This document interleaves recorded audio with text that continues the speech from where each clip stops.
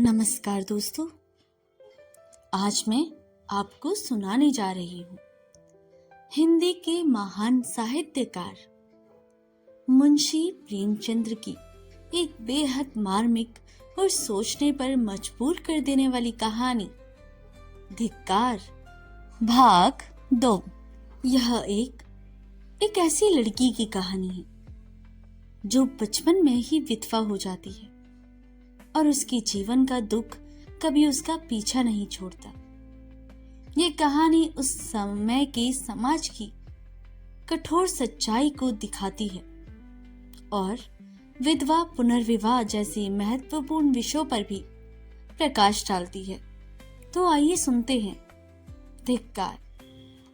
गोकुल। इंद्रनाथ से उसका विवाह हो गया। माता मानो आकाश से गिर पड़ी। उन्हें कुछ सुध न रही कि मेरे मुंह से क्या निकल रहा है।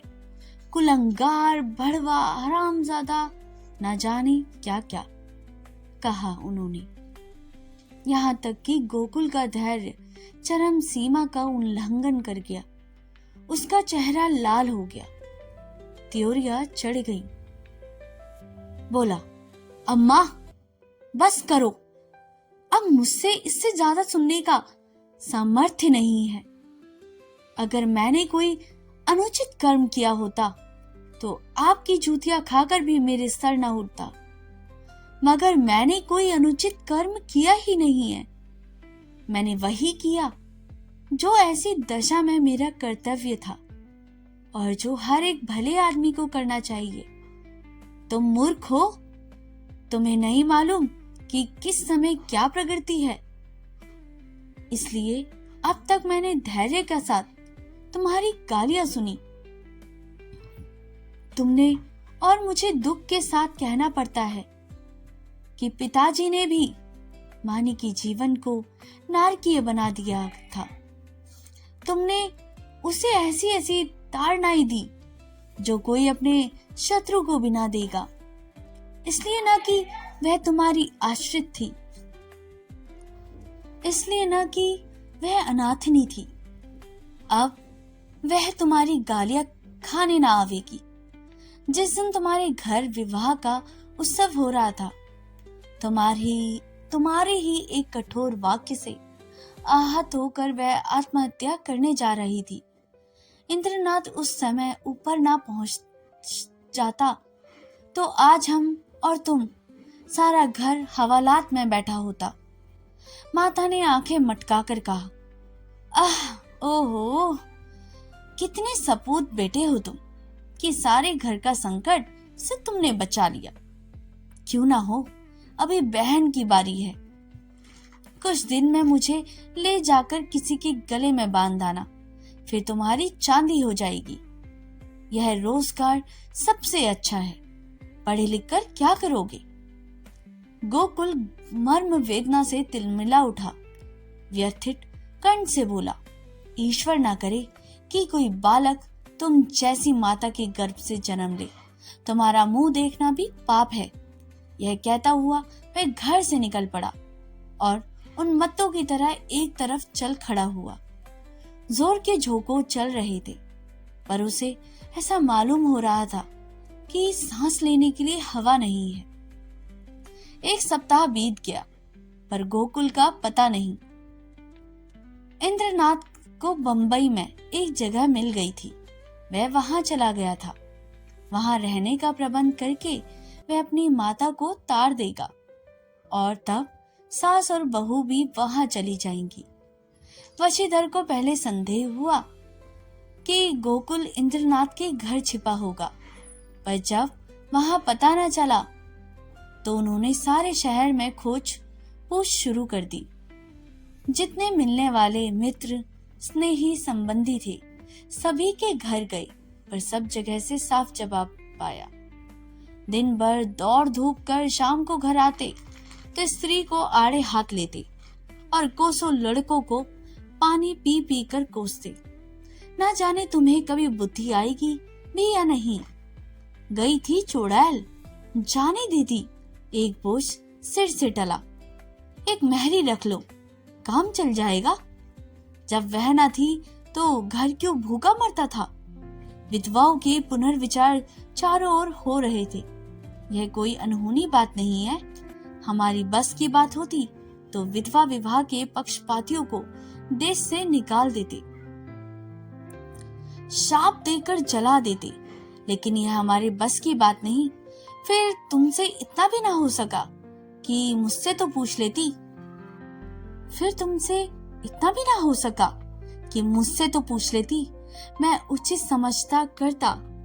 क्या तुमने समझा था कि मैं दफ्तर से लौट कर आऊंगा ही नहीं? वह मेरी अंत्येष्टि हो जाएगी। बस लड़के पर टूट पड़ी। अब रो, खूब दिल खोलकर रो। संध्या हो गई थी। वंशीधर स्त्री को फटकारे सुनाकर द्वार पर द्वेग की दशा में टहल रहे थे। रह रहकर मानी पर क्रोध आता था। इसी राक्षसी के कारण मेरे घर का सर्वनाश हुआ है। न जाने किस बुरी साइत में आई कि घर को मिटा कर छोड़ा। वह न आई होती तो आज क्यों यह बुरे दिन देखने पड़ते। कितना होनहार, कितना प्रतिभाशाली लड़का था। ना जाने कहाँ गया। एकाएक एक बुढ़िया उनके समीप आई और बोली, बाबू साहब, यह खत लेकर आई हूँ, ले लीजिए। वंशीधर ने लपक कर बुढ़िया के हाथ से पत्र ले लिया। उनकी छाती आशा से धक धक करने लगी। शायद गोकुल ने यह पत्र लिखा होगा। अंधेरे में कुछ न सूझा। पूछा, कहाँ से आई हैं? बुढ़िया ने कहा, वह जो बाबू उसनीगंज में रहते हैं, जो बंबई में नौकर हैं, उन्हीं की बहू ने भेजा है। वंशीधर ने कमरे में जाकर लेप लगाया और पत्र पढ़ने लगी। मानी का खत था। लिखा था, पूज्य चाचा जी, अभागिनी मानी का प्रणाम स्वीकार कीजिए। मुझे यह सुनकर अत्यंत दुख हुआ कि गोकुल भैया कहीं चले गए और अब तक उनका पता नहीं है। मैं ही इसका कारण हूँ। यह कलंक मेरे ही मुख पर लगना था, वह भी लग गया। मेरे कारण आपको इतना शोक हुआ, इसका मुझे बेहद दुख है। मगर भैया आवेंगे अवश्य, इसका मुझे विश्वास है। मैं इसी 9 बजे वाली गाड़ी से बंबई जा रही हूँ। मुझसे जो कुछ अपराध हुआ है उसे क्षमा कीजिएगा और चाची जी से मेरा प्रणाम कहिएगा। मेरी ईश्वर से यही प्रार्थना है कि शीघ्र ही गोकुल भैया सुकुशल घर लौट आएंगे। ईश्वर की इच्छा हुई तो भैया के विवाह में आपके चरणों के दर्शन करूंगी। वंशीधर ने पत्र को फाड़कर पुर्जे पुर्जे कर डाला। घड़ी में देखा तो 8 बज रहे थे। तुरंत कपड़े पहने सड़क पर आकर इकैया किया और स्टेशन चले गए। बंबई मेल प्लेटफॉर्म पर खड़ी थी। मुसाफिरों में भगदड़ मची हुई थी। खोमचे वालों की चीख पुकार से कान में पड़ी आवाज न सुनाई देती थी। गाड़ी छूटने में थोड़ी ही देर थी। मानी और उसकी सास एक जानी ने कमरे में बैठी हुई थी। मानी सजल नेत्रों से सामने ताक रही थी। अतीत चाहे दुखद ही क्यों ना हो, उसकी स्मृतियां मधुर होती हैं। मानी आज बुरे दिनों के स्मरण करके दुखी हो रही थी। गोकुल से ना जाने कब तक भेंट होगी। चाचा जी आ जाते तो उनके दर्शन कर लेती। कभी कभी बिगड़ते थे तो क्या, उसके भले ही के लिए तो डांटते थे। वे आवेंगे नहीं, अब तो गाड़ी छूटने में थोड़ी ही देर है। कैसे आवेंगे? समाज में हलचल न मच जाएगी। भगवान की इच्छा होगी तो अब की जब यहाँ आऊंगी तो जरूर उनके दर्शन करूंगी। एकाएक उसने लाला वंशीधर को आते देखा। वह गाड़ी से निकलकर बाहर खड़ी हो गई और चाचा जी की ओर बढ़ी। चरणों पर गिरना चाहती थी कि वह पीछे हट गए और आंखें निकालकर बोले, मुझे मत छू, दूर रह, अब भाग इन कहीं की। मुंह से कालिक लगाकर मुझे पत्र लिखती है, तुझे मौत भी नहीं आती। तूने मेरे कुल का सर्वनाश कर दिया है, आज तक गोकुल का पता नहीं है। तेरे कारण वह घर से निकला और तू अभी तक मेरी छाती पर मूंग डालने को बैठी है। तेरे लिए क्या गंगा में पानी नहीं है। मैं तुझे ऐसी उल्टा, ऐसी हंसजाई समझता तो पहले ही दिन तेरा गला घोट देता। अब मुझे अपनी भक्ति दिखलाने चली है।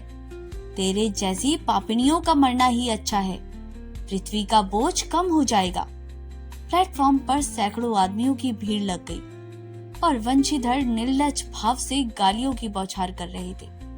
किसी की समझ में न आता था कि क्या माजरा है, पर मन से सब लाला को धिक्कार रहे थे।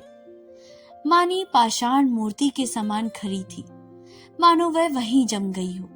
सारा अभिमान चूर चूर हो गया।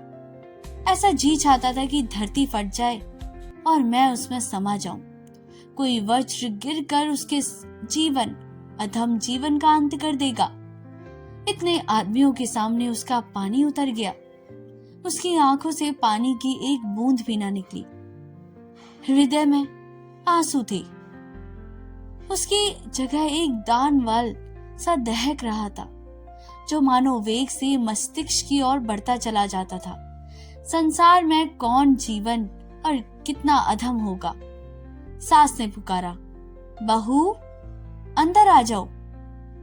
गाड़ी चली तो माता ने कहा, ऐसी बेशर्म आदमी नहीं देखा मैंने। मुझे तो ऐसा क्रोध आ रहा था कि उसका मुंह नोच लूं। मानी ने सिर ऊपर न उठाया। माता फिर बोली, ना जाने इन सड़ियलों को बुद्धि कब आएगी। अब तो मरने के भी दिन आ गए हैं। पूछो तो, तेरा लड़का भाग गया तो हम क्या करें। अगर ऐसे पापी ना होते तो यह व्रज क्यों ही गिरता। मानी ने फिर भी मुंह न खोला। शायद उसे कुछ सुना ही नहीं दिया था। शायद उसे अपने अस्तित्व का ज्ञान ही न था। वह टकटकी लगाई खिड़की की ओर ताक रही थी। उस अंधकार में ना जाने क्या सोच रहा था। कानपुर आया। माता ने पूछा, बेटी क्या कुछ खाओगी? थोड़ी सी मिठाई खा लो, अब कब से बज गए हैं। मानी ने कहा, अभी भूख नहीं है अम्मा, फिर खा लूंगी। माताजी सोई, मानी भी लेटी, पर चचा की वह सूरत आंखों के सामने खड़ी थी और उनकी बातें कानों में गूंज रही थी। मैं कितनी नीच हूं, ऐसी पतित कि मेरे मर जाने से पृथ्वी का भार हल्का हो जाएगा। क्या कहा था, तू अपने माँ बाप की बेटी है तो फिर मुंह मत दिखाना। ना दिखाऊंगी। जिस मुंह पर ऐसी कालिमा लगी हुई है उसे किसी को दिखाने की इच्छा भी नहीं है। गाड़ी अंधकार को चीरती चली गई थी। मानी ने अपना ट्रंक खोला और अपने आभूषण निकालकर उसमें रख दिए और फिर इंद्रनाथ का चित्र निकालकर उसे देखती रही। उसकी आंखों में गर्व की एक झलक सी दिखाई दे रही थी। उसे तस्वीर रख ली और आप ही आप बोली, नहीं नहीं, मैं तुम्हारे जीवन को कलंकित नहीं कर सकती। तुम देवतुल्य हो, तुमने मुझ पर दया की है। मैं अपने पूर्व संस्कारों का प्रायश्चित कर रही थी। तुमने मुझे उठाकर हृदय से लगा लिया, लेकिन मैं तुम्हें कलंकित ना करूंगी। तुम्हें मुझसे प्रेम है, तुम मेरे लिए अनादर, अपमान, निंदा सब सह लोगे, पर मैं तुम्हारे जीवन का भार न बनूंगी। गाड़ी अंधकार को चीरती चली जा रही थी। मानी आकाश की ओर इतनी देर तक देखती रही कि सारे तारे अदृश्य हो गए और उस अंधकार में उसे अपनी माता का स्वरूप दिखाई दिया। ऐसा उज्जवल, ऐसा प्रत्यक्ष कि उसे चौंक कर आंखें बंद कर ली। न जाने कितनी रात गुजर चुकी थी। दरवाजा खुलने की आहट से माताजी ने आंखें खुल गई। गाड़ी तेजी से चलती जा रही थी, मगर बहू का पता न था। वह आंखें मलकर उठ बैठी और पुकारा, बहू बहू। कोई जवाब न मिला। उसका हृदय धक धक करने लगा। ऊपर के बर्थ पर नजर डाली, पेशाब खाने में देखा, बेंचों के नीचे देखा, बहू कहीं न थी। तब वह द्वार पर आकर खड़ी हो गई। बहू का क्या हुआ? यह द्वार किसने खोला? कोई गाड़ी में तो नहीं आया? उनका जी घबराने लगा। उन्होंने किवाड़ बंद कर दिया और जोर जोर से रोने लगी। हाय, किससे पूछूं? डाक गाड़ी अब ना जाने कितनी देर में रुकेगी। कहती थी बहू मर्दानी गाड़ी में बैठे। अब मेरा कहना ना माना। कहने लगी, अम्मा जी, आपको सोने की तकलीफ होगी, यहीं आराम दे गई। सहसा उसे खतरे की जंजीर याद आ गई। उसे जोर जोर से कई बार जंजीर खींची। कई मिनट के बाद गाड़ी रुकी। गार्ड आया। पड़ोस के कमरे में 2-4 आदमी और भी आए। फिर लोगों ने सारा कमरा तलाश किया। नीचे तख्ते पर ध्यान से देखा। रक्त का कोई चिन्ह न था। असबाब की जांच की। बिस्तर, संदूक, संदूकची, बर्तन सब मौजूद थे। ताले भी सब बंद थे। कोई चीज गायब न थी। अगर बाहर से कोई आदमी आता तो चलती गाड़ी से जाता कहाँ? एक स्त्री को लेकर गाड़ी से कूद जाना असंभव था। सब लोग इन लक्षणों से इसी नतीजे पर पहुंचे कि मानी द्वार खोलकर बाहर झांकने लगी होगी और मुंडिया हाथ से छूट जाने के कारण गिर पड़ी होगी। गार्ड भला आदमी था। उसे नीचे उतरकर 1 मील तक सड़क के दोनों तरफ तलाश किया। मानी का कोई निशान न मिला। रात को इससे ज्यादा और क्या किया जा सकता था? माता जी को कुछ लोग आग्रह पूर्वक एक मर्दाने डिब्बे में ले गए। यह निश्चय हुआ कि माता जी अगले स्टेशन पर उतर पड़े और सवेरे इधर उधर दूर तक देखभाल की जाए। विपत्ति में हम प्रमुख पेशी हो जाते हैं। माता जी कभी उनका मुख ना देखती, कभी उसकी याचना से भरी हुई आंखें मानो सब कह रही थी, मेरी कोई बच्ची को खोज क्यों नहीं लाता? हाय, अभी तो बेचारी की चुंदरी भी नहीं मैली हुई थी। कैसे कैसे साधु और अरमानों से भरी पति के पास जा रही थी। कोई उस दुष्ट वंशीधर से जाकर कहता क्यों नहीं, ले तेरी मनोभिलाषा पूरी हो गई। जो तू चाहता था वह पूरा हो गया। अब तो तेरी छाती नहीं जुड़ती। वृद्धा बैठी रो रही थी और गाड़ी अंधकार को चीरती चली जाती थी। रविवार का दिन था। संध्या समय इंद्रनाथ 2-3 मित्रों के साथ अपने घर की छत पर बैठा हुआ था। आपस में हास परिहास हो रहा था। मानी का आगमन इस परिहास का विषय था। एक मित्र बोले, क्यों इंद्र, तुमने तो वैवाहिक जीवन का कुछ अनुभव किया है, हमें क्यों सलाह देते हो? बनाए कहीं घोंसला और यूं ही डालिए पर बैठे बैठे दिन काटे।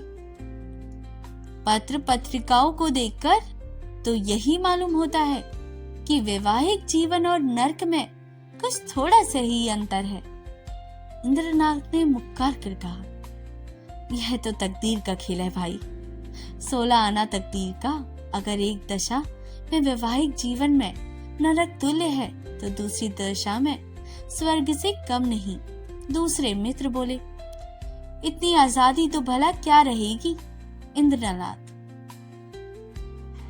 इतनी क्या, इसका शतांश भी ना रहेगी। अगर तुम रोज सिनेमा देखकर 12 बजे लौटना चाहते हो तो 9 बजे सोकर उठना चाहते हो और दफ्तर से 4 बजे लौटकर ताश खेलना चाहते हो तो तुम्हें विवाह करने का कोई सुख ना होगा। और जो हर महीने सूट बनवाते हो तब शायद साल भर में भी ना बनवा सकोगे। श्रीमती जी तो आज रात की गाड़ी से आ रही हैं। हाँ, महल से। मेरे साथ चलकर उसे रिसीव करेंगे ना? यह भी कोई पूछने की बात है। अब घर कौन आता है जाता है, मगर कल दावत खिलानी पड़ेगी। सहसा तार के चपरासी ने आकर इंद्रनाथ के हाथ से तार का लिफाफा रख दिया। इंद्रनाथ का चेहरा खिल उठा, झट तार खोलकर पढ़ने लगा। एक बार पढ़ते ही उसका हृदय धक धक गया, सांस रुक गई और सर घूमने लगा। आंखों की रोशनी लुप्त हो गई, जैसे विश्व पर काला पर्दा पड़ गया हो। उसने तार को मित्रों के सामने फेंक दिया और दोनों हाथों से मुंह ढककर फूट फूट कर रोने लगा। दोनों मित्रों ने घबराकर तार उठा लिया और उसे पढ़ते ही हद बुद्धि से दीवार की ओर ताकने लगे। क्या सोच रहे थे और क्या ही हो गया। तार में लिखा था, मानी गाड़ी से कूद पड़ी, उसकी लाश लालपुर से 3 मील पर पाई गई। मैं लालपुर में हूँ, तुरंत आओ। एक मित्र ने कहा, किसी शत्रु ने झूठी खबर ना भेज दी हो। दूसरे मित्र बोले, हाँ हाँ, कभी कभी लोग ऐसी शरारतें भी करते हैं। इंद्रनाथ ने शून्य नेत्रों से उनकी ओर देखा, पर मुझसे कुछ ना बोले। कई मिनट तीनों आदमी निर्वाक निस्पंद बैठे रहे। एकाएक इंद्रनाथ खड़े हो गए और बोले, मैं इस गाड़ी से जाऊंगा। बंबई से 9 बजे रात को गाड़ी छूटती थी। दोनों मित्रों ने चपट बिस्तर आदि बांध कर तैयार कर दिया। एक ने बिस्तर उठाया, दूसरे ने ट्रंक। इंद्रनाथ ने चटपट कपड़े पहने और स्टेशन चले गए। निराशा आगे थी और आशा रोती हुई पीछे। 1 सप्ताह गुजर गया। लाला वंशीधर दफ्तर से आकर द्वार पर बैठे ही थे कि इंद्रनाथ ने आकर प्रणाम किया। वंशीधर उसे देखकर चौंक पड़े। उसके अनपेक्षित आगमन पर नहीं, उसकी विकृत दशा पर। मानो वीतराग शोक सामने खड़ा हो, मानो कोई हृदय से निकली हुई एक आह मूर्ति मान हो गई हो। वंशीधर ने पूछा, तुम तो बंबई चले गए थे ना? इंद्रनाथ ने जवाब दिया, जी हाँ, आज ही आया हूँ। वंशीधर ने तीखे स्वर में कहा, गोकुल को तो तुम ले ही बीते। इंद्रनाथ ने अपनी अंगूठी की ओर ताकते हुए कहा, वह मेरे घर पर है। वंशीधर के उदास मुख पर हर्ष का प्रकाश दौड़ गया। बोले, तो यहाँ क्यों नहीं आया? तुमसे कहा कि उसकी भेंट हुई या बंबई चला गया था? जी नहीं, कल मैं गाड़ी से उतरा तो स्टेशन पर मिल गई। तो जाकर लेवा आओ ना। जो किया अच्छा किया, यह कहते हुए वे घर में दौड़े और एक क्षण में गोकुल की माता ने उसे अंदर बुलाया। वह अंदर गया तो माता ने सिर से पांव तक देखा। तुम तो बीमार थे क्या भैया? चेहरा क्यों इतना उतरा है? गोकुल की माता ने पानी का लोटा रखकर कहा, हाथ मुंह धो लो बेटा। गोकुल है तो अच्छी तरह। कहाँ रहा इतने दिन? तब से सैकड़ों मिन्नतें मान डाली, आया क्यों नहीं? इंद्रनाथ ने हाथ मुंह धोते हुए कहा, मैंने तो कहा था चलो, लेकिन डर के मारे नहीं आते। और था इतने दिन, और कहाँ था इतने दिन? कहते थे देहातों में घूम रहा था। तो क्या तुम अकेले बंबई से आए हो? जी नहीं, अम्मा भी आई हैं। गोकुल की माता ने कुछ सुचार कर पूछा, मानी तो अच्छी तरह है ना? इंद्रनाथ ने हंसकर कहा, जी हाँ, अब वह बड़े सुख से है, संसार के बंधनों से छूट गई। माता ने अविश्वास करके कहा, चल नटखट कहीं का। बेचारी को कोस रहा था, मगर इतनी जल्दी बंबई से लौट क्यों आई? इंद्रनाथ ने मुस्कुराते हुए कहा, क्या करता, माताजी का तार बंबई में मिला कि मानी ने गाड़ी से कूदकर प्राण दे दिए। वह लालपुर में पड़ी हुई थी। दौड़ा हुआ आया, वहीं दाह क्रिया किया। आज घर चला आया, अब मेरा अपराध क्षमा कीजिएगा। वह और कुछ ना कह सका। आंसुओं के वेग ने गला बंद कर दिया। जब से एक पत्र निकालकर माता के सामने रखा हुआ बोला, उसके संदूक में यही पत्र मिला है। गोकुल की माता कई मिनट तक मान हंसी बैठी हुई जमीन की ओर ताकती रही। शोक और उससे अधिक पश्चाताप ने सिर को दबा कर रखा था। फिर पत्र उठाकर पढ़ने लगी। स्वामी, जब यह पत्र आपके हाथों में पहुंचेगा तब तक मैं इस संसार से विदा हो जाऊंगी। मैं बड़ी अभागिन हूं, मेरे लिए संसार में स्थान नहीं है। मैं बड़ी अभागिन हूं, मेरे लिए संसार में स्थान नहीं है। आपको भी मेरे कारण कलेश और निंदा ही मिलेगी। मैंने सोचकर देखा और यही निश्चय किया कि मेरे लिए मरना ही अच्छा है। मुझ पर आपने जो दया की थी उसके लिए आपको मैं क्या प्रतिपादन करूं। जीवन में मैंने कभी किसी वस्तु की इच्छा नहीं की, परंतु मुझे दुख है कि आपके चरणों पर सिर रखकर न मर सकी। मेरी अंतिम याचना है कि मेरे लिए आप शोक ना कीजिएगा। ईश्वर आपको सदा सुखी रखे। माता जी ने पत्र रख दिया और आंखों से आंसू बहने लगे। बरामदे में वंशीधर निस्पंद खड़े थे और जैसे मानी लज्जानत उनके सामने खड़ी थी। तो दोस्तों, यह कहानी यहीं पर समाप्त होती है। मुंशी प्रेमचंद द्वारा रचित यह मार्मिक कहानी, जो उनके प्रसिद्ध संग्रह मानसरोवर भाग 1 में शामिल है। ये कहानी मानिक नामक एक अनाथ और विधवा युवती के संघर्ष, उसके चाचा वंशीधर द्वारा उसे दिए गए अपमान और समाज द्वारा लंचित होने की पीड़ा को दर्शाती है, जो अंततः उसके जीवन को धिक्कार योग बना देता है। मानी एक अनाथ विधवा लड़की, वंशीधर मानी के चाचा और गोकुल मानी का भाई। कहानी में दिखाया गया है कि कैसे एक असहाय महिला को अपनों से दुत्कार और अपमान झेलना पड़ता है। वंशीधर मानी की मृत्यु के बाद उसे अपनी छाती पर मूंग डालने बोझ जैसा समझते थे। उसे समाज में सामने अपमानित करते थे। भारतीय समाज में विधवाओं की दयनीय स्थिति और सामाजिक संवेदनहीनता और मान सम्मान के लिए तरसते एक अनाथ जीवन के दर्द को उजागर करती है। ये कहानी पाठकों को भावुक कर देने वाली एक प्रसिद्ध प्रेमचंद की रचना है। तो दोस्तों, यह कहानी यहीं पर समाप्त होती है। अगर आपको ये कहानी अच्छी लगी हो तो इसे लाइक, सब्सक्राइब और शेयर करना बिल्कुल ना भूलिएगा। साथ ही अपनी ये कहानी दोस्तों, परिवारजनों और मित्रों के साथ शेयर करना बिल्कुल ना भूलिएगा। मिलते हैं ऐसी ही कहानियों में। तब तक के लिए धन्यवाद।